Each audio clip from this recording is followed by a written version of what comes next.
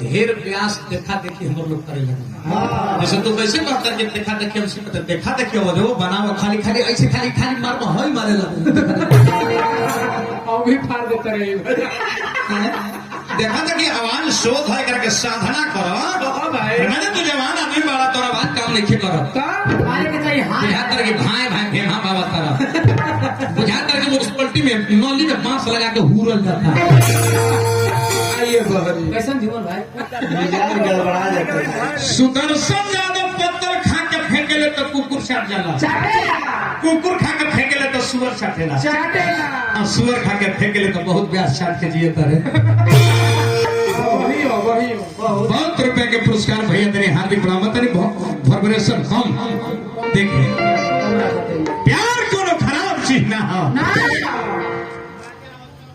प्यार खराब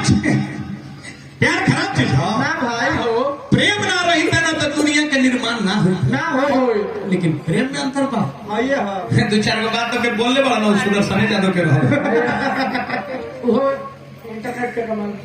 कहे तो भाव देखी हाँ ऐसे ने प्यार में एगो लड़का पगलाए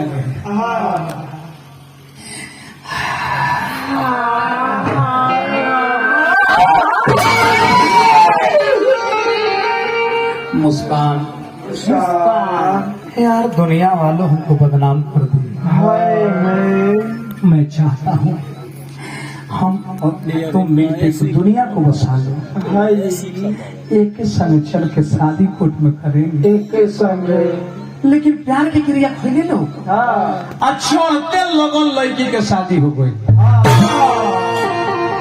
और लड़की अपन ससुराल गई लड़का अकेला पागल हो गई भैया पागल के मतलब की ना कि काके ले जाए पड़ी पागल के मतलब कि जिस क्षेत्र में है उसमें पाक के गल गए हैं आप कोई राम धुन में पागल है कोई गांजा पीने में पागल है कोई जुआ खेलने में पागल होता है कोई शराब पीने में पागल होता है कोई इलू में पागल होता है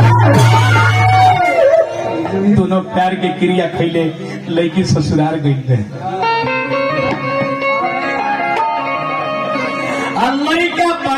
पगलाए तो फट ही बिना चंपल पहले धूर से लेटवले दे ओकरे ससुराल में पहुंच गई देख ली ससुराल में जब पहुंचल बा लड़किया कोठा पर से छत पर खिड़की जब खोली तो देख ली अरे हमर मजनुआ आ गई अब दादा लड़का लड़की के देखल लड़की लड़का के देख ले लड़का वो देख ले यही में भरत शर्मा पहले वो गजल लिख